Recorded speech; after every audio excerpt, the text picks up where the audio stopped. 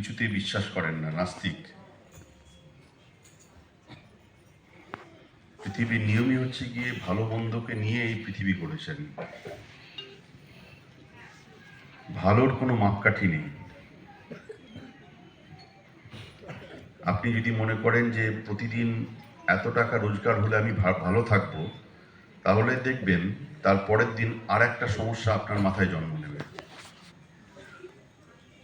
আপনি যদি মনে করেন আমার দুতলা পাকা বাড়ি হলেই আমার সমস্যার সমাধান হয়ে যাবে, তখন আপনার মন বলবে একটা 4 চাকার গাড়ি চাই। আমাদের মানুষদের একটা চাহিদা আছে। সবাই শুনছেন আমার কথা? সবাই শুনবেন।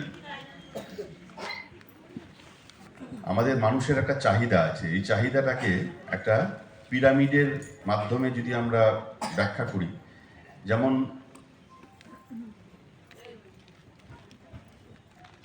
ফুড সাইকেল একটা আছে। ফুড সাইকেলের নিচে কে আছে? নিচে আছে গাছ, তাই তো? কারণ একমাত্র গাছই হচ্ছে এই পৃথিবীতে সেই মূল্যবান প্রাইসলেস জীব যারা নিজের খাবার নিজে তৈরি করতে পারে, আর কেউ পারে না। এটাও তার ইচ্ছা। মানুষ এত কিছু করতে পারলো, নিজের খাবার নিজে তৈরি করতে পারলো না। যে আমি এরকম রোদে দাঁড়িয়ে 2 হাত তুলে দাঁড়িয়ে থাকতাম, সারস উঠলে হতো আমার শরীরে, তাহলে বেশ হতো। তাহলে এত কিছু চাকরি টাকরি ঝামেলার থেকে মুক্তি পেতাম। মানুষ তো প্রধানত কি চায়? অন্ন, বস্ত্র, বাসস্থান। তো এই খাদ্য যে পিরামিড, ফুড পিরামিডের নিচে আছে গাছ, তারপরে কি আছে? যারা তৃণভোজী, হরিণ, খরগোশ, তারপরে আছে এর উপরে তাদেরকে যারা খাচ্ছে, বাঘ, সিংহ, তারপরে আছে কি? তাদের মৃতদেহের উপর যারা আবার ভাগ বসাচ্ছে, ভালচার। এরকম ভাবে বিভিন্ন ফুড পিরামিড তৈরি করা যায়। তো আমাদের মানুষের চাহিদার একটা ফুড পিরামিড আছে, একটা পিরামিড আছে, নিড। এটা বহুদিন আগে সিগমুন্ড ফ্রয়েড তৈরি করেছিলেন। প্রথমেই মানুষ কি চায়? কি চায় প্রথমে? অন্ন, বস্ত্র, বাসস্থান। কবে থেকে চায়? সেই আদিম প্রস্তর যুগ থেকে। মানুষ আদিম প্রস্তর যুগে বস্ত্রের ব্যবহার কতখানি বোঝেনি, কিন্তু বাসস্থান বুঝেছিল যে প্রাকৃতিক দুর্যোগের হাত থেকে যদি আমাকে নিজেকে বাঁচাতে হয়, তাহলে একটা গুহা বা একটা কিছুর মধ্যে আশ্রয় নিতে হবে, একটা গাছের কোটরের মধ্যে আশ্রয় নিতে হবে। আর খাবার ছাড়া তো মানুষের চলবে না। তাহলে বনের ফলমূল, বনের পশু, যা কিছু তারা পাচ্ছে, তারা যূথবদ্ধভাবে একত্রিত হয়ে শিকার করত, এবং সেই শিকার আগুনের ব্যবহার আবিষ্কার হওয়ার আগে তারা কাঁচাই সেই মাংস খেত। তারপরে বস্ত্রের প্রয়োজন এলো। তো আমাদের চাহিদার যে নিচের সার্কেল, নিচের যে স্তম্ভ, সেখানে কি থাকলো? অন্ন, বস্ত্র, বাসস্থান। এই তিনটে ছাড়া মানুষ চলতে পারে না। এখন এই তিনটের সঙ্গে যোগ হয়েছে আরো একটা জিনিস, যেটাও প্রাথমিক চাহিদা। কখনো ভাববেন না যেটা প্রাথমিক চাহিদার বাইরে, এটা না হলেও তো চলে যাচ্ছে। সেটা হচ্ছে শৌচালয়। আজকে এই যে রোকেয়া নারী উন্নয়ন সমিতি, রোকেয়া তো ওদের একজন মানবীর নাম। তারপরে দেখুন নারী উন্নয়ন, দুটো কথা রয়েছে। নারীদের উন্নয়ন কিভাবে হবে? নারীদেরকে চাকরি দেব, উন্নয়নের মাপকাঠি কিন্তু বিরাট। আমরা তথাকথিত যে সমস্ত দেশগুলোকে বলি উন্নত দেশ, ডেভেলপড কান্ট্রি, যেমন আমেরিকা, যেমন জাপান, যেমন Scandinavian country, Norway, Denmark, Sweden, তাদের দেশে উন্নয়ন কি শেষ হয়ে গেছে? তাদের দেশেও কিন্তু উন্নয়ন চলছে। তার কারণ উন্নয়নের কোনো শেষ নেই। মানুষ ক্রমাগত নিজের সঙ্গে নিজে স্টাডি করে চলেছে যে কোনটাকে আমরা সর্বোচ্চ স্তরে পৌঁছাবো, কোনটা হলে আমরা বলতে পারবো যে হ্যাঁ, আমাদের উন্নয়ন কমপ্লিট। এবং মানব সভ্যতা যদি আমরা ধরি যে 4000 বছরের পুরনো, তাহলে এই 4000 বছরের পুরনো সভ্যতা এখনো মানব সমাজ এইটা ধরেই নিয়েছে যে উন্নয়নের কোনো শেষ নেই। খুব সুন্দর রাস্তা, প্রত্যেকের পাকা বাড়ি, প্রত্যেকের বাড়িতে শৌচালয়, প্রত্যেকের চাকরি, প্রত্যেকটা রাস্তার মোড়ে আলো, প্রত্যেকের ঘরে পানীয় জল। হলেই কি উন্নয়ন? প্রত্যেকের ঘরে শিক্ষা উন্নয়ন? না। প্রথম হচ্ছে মানব সম্পদের উন্নয়ন। আমরা নিজেকে কতটা ডেভেলপ করছি, মায়েরা যারা আছেন তারা শুনবেন ভালো করে। গতকাল ছিল 12ই জানুয়ারি, আজকে দুঃখিত 12ই ফেব্রুয়ারি, আজকে হচ্ছে গিয়ে 13ই ফেব্রুয়ারি। একবার নিজেকে প্রশ্ন করুন, 12ই ফেব্রুয়ারি থেকে 13ই ফেব্রুয়ারি আমার মধ্যে কতটুকু পরিবর্তন হয়েছে। ভালো, সদর্থক, নমর্থক নয়, সদর্থক পরিবর্তন কি কি হয়েছে। আমি কি যে দেশে আমি জন্মেছি, যে সমাজে আমি জন্মেছি, যে দেশ থেকে আমি এত কিছু পাচ্ছি, সেই দেশের জন্য, সেই সমাজের জন্য আমার কি কন্ট্রিবিউশন? আমার নিজের উন্নয়ন কিছু হয়েছে, ব্যক্তি উন্নয়ন। আমি যদি খুব স্বার্থের দিক থেকে চিন্তা করি, আমি কি নতুন কিছু জিনিস জেনেছি? আমার ছেলে মেয়ে কি নতুন কোনো গল্পের বই পড়েছে? আমার ছেলে মেয়ে কি নতুন দুটো শব্দ তার সঙ্গে পরিচয় ঘটেছে? তাকে কি আমি নতুন কিছু শোনাতে পেরেছি? যে বাড়িতে শৌচালয় নেই তাকে কি গিয়ে আমি এটা বোঝাতে পেরেছি যে আপনার বাড়িতে শৌচালয় কতখানি দরকার? মানব সম্পদের উন্নয়ন বলা হয় প্রথম উন্নয়ন। তো আমি ওই পিরামিডে ফিরে আসি, অন্ন, বস্ত্র, বাসস্থান, শৌচালয়। এরপরে কি মানুষ ভাবে? কি ভাবে এরপর? এই চারটে ধরুন আপনার হয়ে গেল, তারপর কি ভাববেন আপনি? কি ভাববেন? শিক্ষা। বেশ, শিক্ষা, আপনি শিক্ষিত হবেন, ভালো। তারপর কি ভাববেন? শিক্ষা পেলেন, MSc, PhD, post doctorate, fellowship সব হলো। তারপর চাকরি, চাকরি হলো। তারপর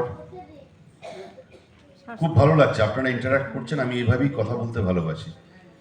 তারপর স্বাস্থ্য হলো, নারীর উন্নয়ন হলো। তারপর তারপর আপনি চাইবেন যশ, প্রতিপত্তি, মর্যাদা, আপনাকে যেন সমাজ চেনে। আচ্ছা, ইনি রোকেয়া নারী উন্নয়ন সমিতির প্রেসিডেন্ট, ইনি নবাব বাহাদুর ইনস্টিটিউশনের অমুক, ইনি অমুক কলেজের প্রিন্সিপাল, ইনি অমুক রাজনৈতিক দলের বিরাট পদে রয়েছেন, ইনি ইন্টারন্যাশনাল মনিটারি ফান্ডের চেয়ারম্যান, ইনি স্টেট ব্যাংক অফ ইন্ডিয়ার অমুক। প্রতিপত্তি চাই। সব নিট পূরণ হয়ে যাওয়ার পর মানুষ এবার নিজেকে এমন একটা আঙ্গিকে তুলে ধরতে চাই যেখানে I am not anybody, I am somebody. আমি যে কেউ নই, আমার সঙ্গে আপনার পার্থক্য আছে, এটা আমাকে বোঝাতে হবে। পোশাকের মাধ্যমে, আচরণের মাধ্যমে, কথার মাধ্যমে, পজিশনের মাধ্যমে আমাকে সেই জায়গায় উত্তীর্ণ হতে হবে। এটা গেল দ্বিতীয় পিরামিড। তৃতীয়তে কি চাই মানুষ? আমার অন্ন, বস্ত্র, বাসস্থান, নারীর শিক্ষা, চাকরি, শিক্ষা সব হলো, আমার প্রতিপত্তি, যশ হলো। তারপর কি চাইবো আমরা? What else? আপনাকে বলে দেওয়া হলো, চেক দিয়ে দেওয়া হলো, বলুন আপনি কি চান। বলতে হবে, আপনাদের বলতে হবে। এরপর আপনি কি চাইবেন? পেয়ে গেলেন, আপনি বিরাট একটা পজিশন পেয়ে গেলেন, আপনার প্রচুর শিক্ষা হলো, চাকরি হলো, অন্ন, বস্ত্র, বাসস্থানের কথা আগেই বলেছি, শৌচালয় হয়ে গেল, সব হয়ে গেল। নেক্সট কি চাইবেন? সবাই তো একরকম চাইবেন না, ব্যক্তিভেদে। এবার কি চাইবেন? ব্যক্তি অনুযায়ী বিভিন্ন জনের বিভিন্ন চাওয়া থাকবে। আপনার কি চাইবেন? আপনি ব্যক্তি হিসাবে কি চাইবেন? আমি চাইবো সমতা, সমাজে যে বৈষম্য রয়েছে সেই বৈষম্যকে দূর করতে চাই। ঠিক। তৃতীয় পিলারে, হ্যাঁ বলুন বলুন। আধ্যাত্মিকতার প্রশ্নে পরে আসছে, আপনি খুব ভালো কথা বলেছেন। তৃতীয় ধাপে ওই যে উনি বলেছেন, আমার যখন সব দিক থেকে আমি পূর্ণতা পেয়ে গেলাম, সমস্ত দিক থেকে আমি একজন, মানে আমার জাগতিক আর কিছু চাহিদা নেই। আমার গ্যারেজে 3টে গাড়ি, আমার প্রচুর সম্পত্তি, যশ, প্রতিপত্তি, সম্মান, শিক্ষা, চাকরি সব হয়ে গেছে। এবার আমি চাইবো কিছু সমাজের জন্য করি। না, এগুলো না হলেও চাইবো।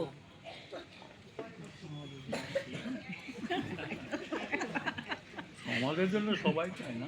আমি যা মডেল বলছি এটা হচ্ছে গিয়ে কোনো ব্যক্তি মডেল নয়, এটা হচ্ছে গিয়ে সমাজের মডেল। ব্যক্তি হিসাবে আপনি কি সেটার ব্যাখ্যা এটার নয়। না, আপনি ব্যক্তি হিসাবে আমাকে বললেন তো আপনি কি চাইবেন, সেজন্য বলে দিলাম। ঠিক। হ্যাঁ। এরপর মানুষ চাইবে সমাজের জন্য আমি কিছু করি, কিছু ধ্যান ধ্যান করি। ঠিক আছে, এই তোমাদের আজকে এখানে ফুটবলের ম্যাচ হবে, কত টাকা লাগবে? না 16টা দল খেলবে, তাদের 16টা দলের 12 জন করে আছে, তাদের জার্সি, ফুটবল, ঠিক আছে আমি দেবো টাকাটা। এটাও এক ধরনের নিজেকে, নিজের মহত্বকে প্রমাণ করা। ঠিক আছে, আমি চেক লিখে দিচ্ছি, হ্যাঁ না। এরকমভাবে ধাপে ধাপে পিলার আছে, সবগুলো আজকে সময়ের সংকুলান। এক্ষুনি আমাকে ওখান থেকে বলবেন যে স্যার সংক্ষেপে করুন, তখন আমি খুব বিব্রত বোধ করি। আমি বলতে উঠলে আমার মানে এত কিছু বলার চলে আসে যে আমি ভুলে যাই সময়ের জ্ঞান। শেষ বিন্দুতে কি আছে জানেন? ওই পিরামিডের একেবারে শেষ উপরে ওই, না শান্তি তো নয়, ওই চূড়ান্ত চাহিদার জায়গায় মানুষ কি চাইবে? একদম টপে গিয়ে, একদম টপে গিয়ে মানুষ চাইবে আমি কিছুই চাই না, আই হ্যাভ নো নিড। আমরা সাধারণ মানুষ দ্বিতীয় ধাপে গিয়ে আটকে যাই। আর সর্বোচ্চ সীমানায় যারা পৌঁছান তাদেরকে আমরা স্বামী বিবেকানন্দ নামে চিনি, তাদেরকে আমরা গৌতম বুদ্ধ নামে চিনি, তাদেরকে আমরা নেলসন ম্যান্ডেলা নামে চিনি। যারা বলেন আমার আর কিছু প্রয়োজন নেই, আমার কোনো কিছুরই প্রয়োজন নেই, সব তোমরা নাও, সব সমাজ নিক। এখন নারী উন্নয়নের জায়গায়, নারী উন্নয়নের প্রশ্নে আমাদেরকে ওই প্রথম জায়গাটা ধরতে হবে, পিরামিডের টপ জায়গাটা। নারী উন্নয়ন যদি করতে হয় তাহলে জাগতিক যা কিছু আমার প্রয়োজন মোটামুটি তো হলো, খুব খারাপ তো নেই আমরা কেউ। কিন্তু এবার আমরা সমাজের জন্য কি করছি, নারীদের জন্য কি করছি? যারা মায়েরা আছেন, সব মায়েরা আছেন এখানে, এখন সব সিজারিয়ান বেবি হয় না? এখানে কেউ ডাক্তার আছেন? তাহলে আবার আমাকে একটু সতর্ক হয়ে যেতে হবে, ভুলভ্রান্তি হতে পারে। মায়েরা মনে রাখবেন, অ্যাবডোমেনের 7টা লেয়ার কেটে বাচ্চার কাছে পৌঁছাতে হয়, ভ্রূণের কাছে পৌঁছাতে হয়। 7 লেয়ার্স, এপিডার্মাল লেয়ার, তারপরে পরে পরে পরে ধাপে ধাপে আলটিমেটলি যে লিকুইডে, যে ছেলেটি বা মেয়েটি যে ভ্রূণ সাঁতার কাটছে তার কাছে পৌঁছাতে গেলে 7টা লেয়ার কাটতে হয়। নারী উন্নয়নের কথা বলছি, আমি কিছু স্ট্যাটিস্টিক্স দিই, কিছু তথ্য দিই। তথ্য না দিলে মানুষের মন আলোড়িত হয় না। মুর্শিদাবাদ জেলায় কম বেশি প্রতি বছর 1,70,000 মা সন্তান প্রসব করেন। শুনবেন সবাই, কত বললাম? Very good. এর মধ্যে 30% মা 18 বছরের নিচে। কত হয় সংখ্যাটা?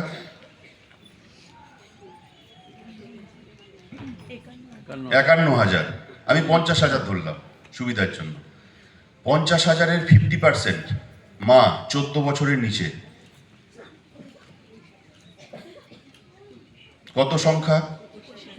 তাদের কি মা বলবেন? মা বলা উচিত না কন্যা বলা উচিত, কিশোরী বলা উচিত?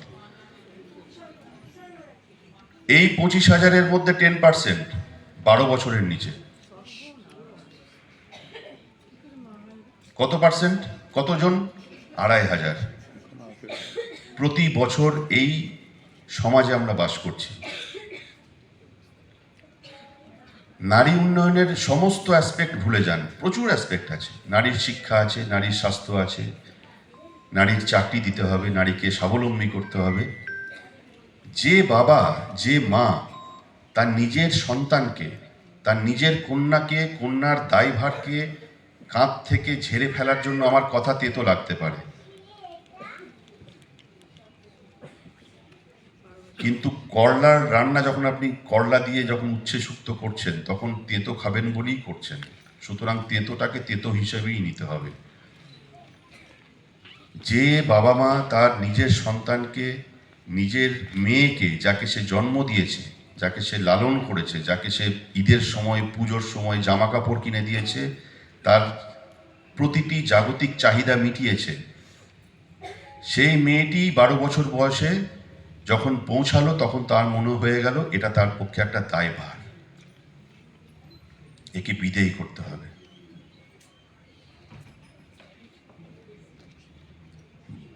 নিজের বাবা মার কাছে যে মেয়েটি দায়ভার হিসাবে পরিগণিত হচ্ছে, অন্যের বাড়িতে গিয়ে সে কি হিসাবে পরিগণিত হবে? কাজের মেয়ে হিসাবে পরিগণিত হবে। ভালোবাসা থাকবে 2 দিন, 3 দিনের সকালে উঠে সেই মেয়েটি হঠাৎ করে আবিষ্কার করবে আমার জগৎ সম্পূর্ণ পরিবর্তন হয়ে গেছে। আমাকে বাসন মাজতে হচ্ছে, ঘরের কাজ করতে হচ্ছে, রান্না করতে হচ্ছে, সন্ধ্যাবেলায় আবার বাসন কোসন নিয়ে রান্নায় বসতে হচ্ছে, আর এর সঙ্গে আমার শরীরে আর একজন চলে এসেছে।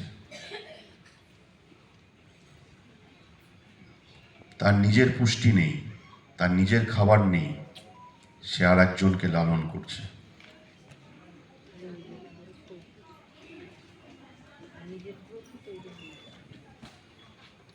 বাল্যবিবাহ নারী উন্নয়নের প্রথম পিরামিডের, যদি আমি নারী উন্নয়নের পিরামিড তৈরি করি, প্রথম স্টেজে থাকবে বাল্যবিবাহ বন্ধ।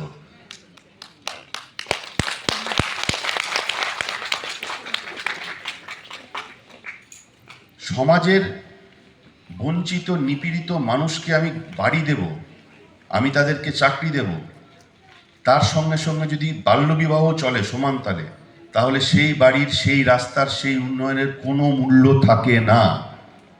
থাকে? এখান থেকে 100 মিটার দূরে মুর্শিদাবাদ মেডিকেল কলেজ অবস্থিত, কম বেশি 100-200 মিটারের মধ্যে। আপনি আমার সঙ্গে চলুন, আমি দেখিয়ে দেব প্রত্যেক দিন, কোনো মন গড়া কাল্পনিক রূপকথা নয়, আমি দেখিয়ে দেবো ওখানে ম্যাটারনিটি ওয়ার্ডে যারা ভর্তি রয়েছেন তাদের মধ্যে কতজন বাল্য বিবাহের শিকার। শিকার কথাটা নমর্থক, শিকার কথাটার মধ্যে একটা নেগেটিভ কথা আছে। যে 14 বছরে বিয়ে হচ্ছে সে তো শিকারই হচ্ছে, তাকে তো শিকার করাই হচ্ছে। তার শরীরের কথা ভাবা হচ্ছে না, তার মনের কথা ভাবা হচ্ছে না। সেই সময়ে তার যা যা কিছু করার কথা ছিল, সে গান গাইতে পারত, সে বন্ধুদের সঙ্গে খেলতে পারত, সে কিছুটা নরম মাটির তাল নিয়ে একটা মূর্তি করতে পারত, সে বাঁশি বাজাতে পারত, সে ছবি আঁকতে পারত, সে কুইজ করতে পারত, সে পড়াশোনা করতে পারত। ম্যাটারনিটি ওয়ার্ডে গিয়ে যান, 50% ওমেন 18 বছরের নিচে। তাদের মধ্যে আবার ছানবিন করুন, এই তোমার বয়স কত? 10% পাবেন বিলো 13 ইয়ার্স। যদি না পান, আমার অফিস এখান থেকে 50 মিটার দূর। আমার নাম চিরন্তন প্রামাণিক, আমি এখানে অতিরিক্ত জেলা শাসক হিসেবে আছি। আমার ঘরে আপনি যাবেন, আমার ঘরে গিয়ে বলে আসবেন আপনি যা বলেছেন ভুল। আমি শুধু এটা একটা পরিসংখ্যান দিলাম, সারা জেলাতে এই পরিসংখ্যান প্রযোজ্য। আপনি জঙ্গিপুরে যান, আপনি ডোমকল হসপিটালে যান, আপনি লালবাগ হসপিটালে যান, এভরিওয়্যার। নারী উন্নয়নের যদি প্রথম কিছু পদক্ষেপ নিতে হয়, আজকের দিনে আপনারা প্রতিজ্ঞা করুন, শুধু নিজের জীবনে নয়, নিজের পরিবারে নয়, নিজের আত্মীয় পরিজনের ভিতরে নয়, আপনার সমাজে একটি বাল্যবিবাহকেও আপনি হতে দেবেন না। আপনাকে সেই যোদ্ধা হতে হবে এর জন্য সমাজ দুটো কটু কথা আপনাকে বলবে। মেয়ের বাবা বলবে, কি বলবে, মেয়ের বিয়েটা ভেঙে দিলে? আপনি উত্তর দেবেন, হ্যাঁ দিলাম। আপনার মেয়ের বিয়ে ভেঙে দিলাম আর আপনার মেয়ের জীবনটা গড়ে দিলাম।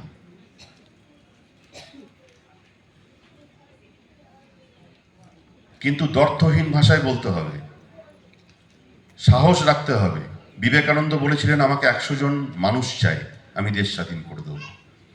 কিরকম মানুষ চেয়েছিলেন? ভারতবর্ষ তখন 33 কোটি মানুষের বাস।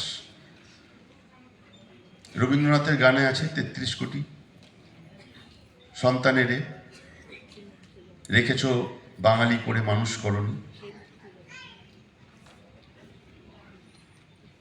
বাঙালি থাকলে হবে না, মানুষ হতে হবে। বলেছিলেন 100 জন মানুষ চাই আমার, সেই মানুষ তিনি পেলেন না।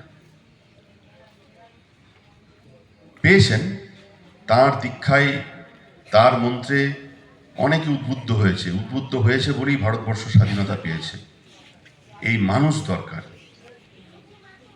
নারী উন্নয়নের কথা বলতে গেলে নারীদেরই একটা বাহিনী দরকার, 100 জন নারী দরকার, 100 জন মানুষ দরকার, যারা কোনো অবস্থাতেই ভয় পাবে না। ভয় পেলে তার জন্য প্রশাসন আছে। আপনার উপরে যদি কেউ কোনো রকমের কটূক্তি করে, কেউ কোনো আপনার সঙ্গে অশালীন আচরণ করে, তার জন্য প্রশাসন আছে।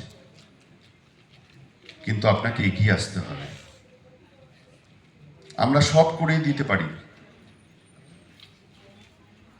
আপনি কতখানি এগিয়ে আসবেন এইটা আমরা ঠিক করতে পারি না। আমি কতখানি আমার কাজকে ভালোবাসবো এইটা কিন্তু আমার মধ্যে থেকেই উত্থিত হবে। আমাকে কেউ জোর করে করাতে পারবে না। পারবে? আমার উপরে আছেন আমাদের মাননীয় জেলা শাসক। তিনি অত্যন্ত কর্মদক্ষ এবং কর্মচঞ্চল একজন অ্যাডমিনিস্ট্রেটর, একজন মানুষ। প্রতিনিয়ত বিভিন্ন কাজে ব্যস্ত থাকেন, প্রতিনিয়ত বিভিন্ন অনুষ্ঠানে তিনি যান। আমাকে তিনি যদি বলেন যে তোমাকে এই কাজটা করতে হবে, দুরকমভাবে কাজ করা যায়, একটা ওপর আর একটা সেখানে মন দিয়ে। এই মন কিন্তু আমি যদি নিজে না দিই, কেউ আমার কাছ থেকে বের করতে পারবে না। আমি চাইছি 100 জন নারী আজকের এই সভা থেকে তারা এগিয়ে আসুন। সমাজের কোনো জায়গায় যেন বাল্যবিবাহ না হয়। যদি একটি বাল্যবিবাহ আপনি আটকান, জেনে রাখবেন তার পুরস্কার এই ক্ষুদ্র মঞ্চ থেকে আমরা আপনাকে সংবর্ধিত করতে পারবো না। তার পুরস্কার আপনি পাবেন ওপরওয়ালার কাছ থেকে। আপনি যে কি ভালো কাজ করলেন সমাজে, যে আপনি কতখানি উপকার করলেন সমাজের, এর পুরস্কার দেবেন স্বয়ং উপরওয়ালা। দয়া করে এই সামাজিক ব্যাধি থেকে নিজেদেরকে বের করে আনুন। যখন নিজের ব্যাধি হয়, আজকে যদি আমার নিজের শরীর খারাপ করে আমি নিজে ডাক্তারখানায় যাব, আপনার সাহায্য প্রয়োজন নেই। আমি নিজে ডাক্তার দেখাবো, ওষুধ খাবো, ভালো হব। কিন্তু সমাজের ব্যাধি নির্মূল করতে গেলে সমাজকে এগিয়ে আসতে হবে। এটা কিন্তু আমার পক্ষে, আপনার পক্ষে, কোনো একক মানুষের পক্ষে সম্ভব নয়। এই কথাটা বারে বারে আপনাদেরকে আমি বোঝাতে চাইছি। যদি একবার আমরা বাল্যবিবাহকে আটকাতে পারি, যদি একবার আমরা প্রত্যেকটা পরিবারকে এইটা বোঝাতে পারি যে বাল্যবিবাহ হবে না, তার পরিবর্তে কি হবে?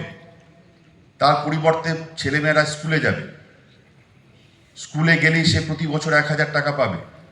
স্কুলের যাবতীয় শিক্ষা, যা কিছু উপকরণ, সব কিছু সে ফ্রিতে পাবে। তারপর যেই তার 18 বছর বয়স হবে, কন্যাশ্রী 2, সে অটোমেটিক্যালি তার অ্যাকাউন্টে 25,000 টাকা সরকার দেবে।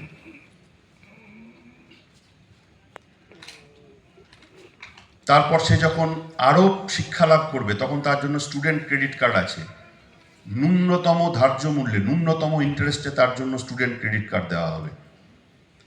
তারপরে সে যখন বিয়ে করবে, তখন রূপশ্রীতে আরও 25,000 টাকা পাবে।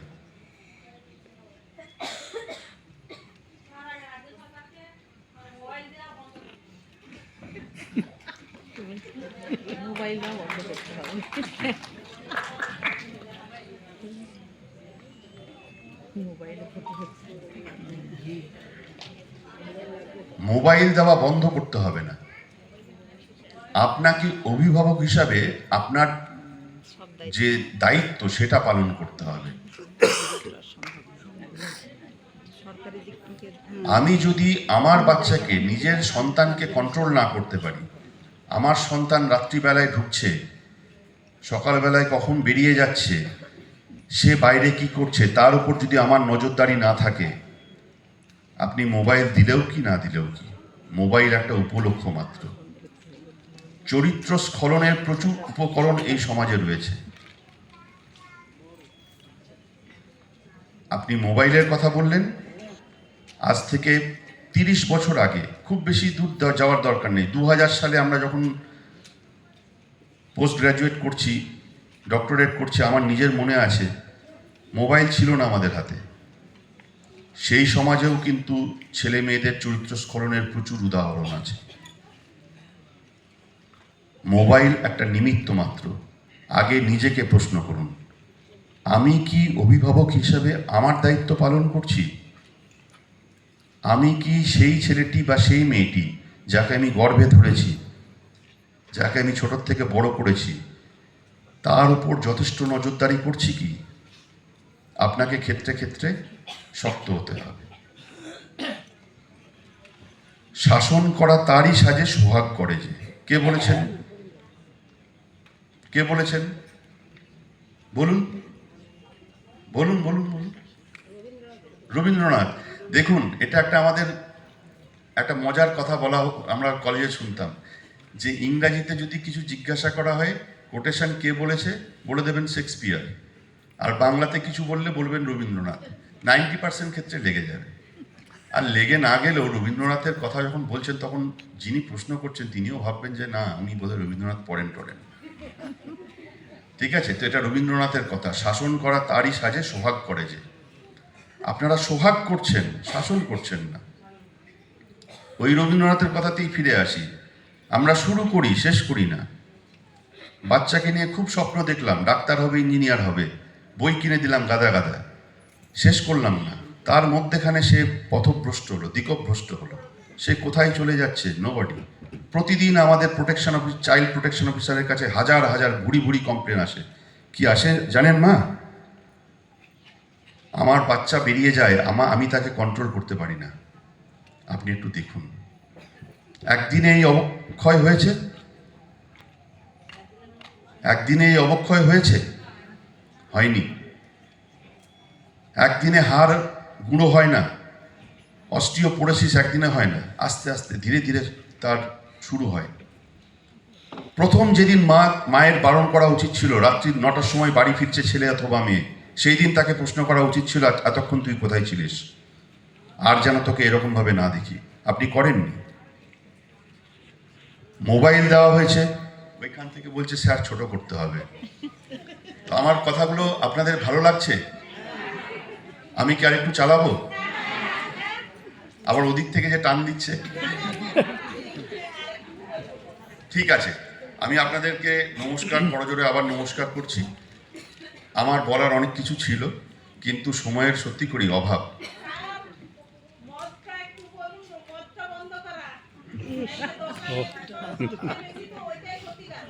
আমি বললে হবে? আমি আপনাকে, মা আপনি শুনুন, দিদি আপনি শুনুন, এখান থেকে বললে কিছু হবে না। এখান থেকে না আমি মদ খাই, না আপনি মদ খান। যে মদ খাচ্ছে সে কিন্তু বাইরে বসে রয়েছে। আপনি নিজেকে আগে দেখুন। আপনি যখন সমাজের দিকে আঙুল তুলবেন যে এ ওটা করছে না, ওই দিদি তো অমুক করছেন না, ওই দিদি তো খুন, প্রচুর মানুষ খুন করে, আপনি খুন করেন? আগে নিজেকে দেখুন। Before raising fingers towards somebody else, নিজের দিকে আঙুল তুলুন। আগে নিজের জায়গাটা ঠিক করুন। আর আমি আপনাকে আগেই বলেছি যে 100 জন যোদ্ধা চাই, নির্ভীক যোদ্ধা চাই, কোনো ভয় ডর করলে হবে না। যেখানে যেখানে মদের আসর বসছে তার লিখিত রোকেয়া নারী উন্নয়ন সমিতিকে জমা দিন। রোকেয়া নারী উন্নয়ন সমিতির কর্ণধারকে আমি তার পাশে দাঁড়িয়ে বলে রাখছি, তিনি আমাদেরকে সেই তালিকা তুলে দেবেন। আমরা সেই আসর ভেঙে দেব।